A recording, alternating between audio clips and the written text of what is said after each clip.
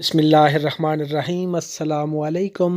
سورۃ الانعام کی فضیلت حضرت علی رضی اللہ تعالیٰ عنہ سے مروی ہے کہ جس شخص کے پاس بھی سورۃ الانعام پڑھی جائے تو اللہ تعالیٰ اس شخص کو شفا عطا فرماتا ہے۔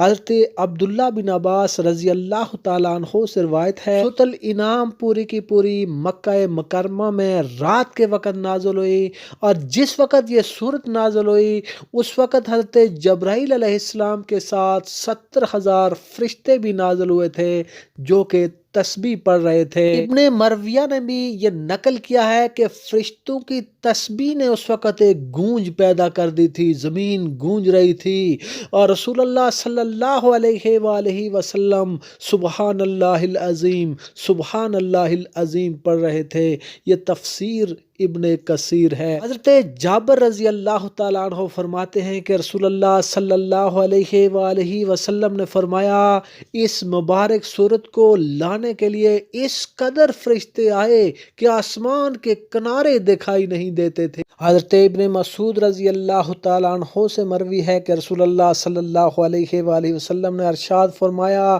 جس نے فجر کی نماز باجماعت ادا کی پھر وہیں بیٹھ گیا اور سورۃ الانعام کی پہلی 3 آیات پڑھی تو اللہ تعالیٰ اس کے لیے 70 فرشتے مقرر فرما دیتا ہے۔ وہ اللہ تعالیٰ کی تسبیح بیان کرتے ہیں اور قیامت تک اس کے لیے استغفار کرتے رہتے ہیں۔ پہلی 3 آیات سماعت فرما لیں۔ اعوذ باللہ من الشیطان الرجیم، بسم اللہ الرحمن الرحیم۔ الحمد للہ الذی خلق السماوات والارض وجعل الظلمات والنور ثم الذین کفروا بربهم یعدلون هو الذی خلقکم من طین ثم قضى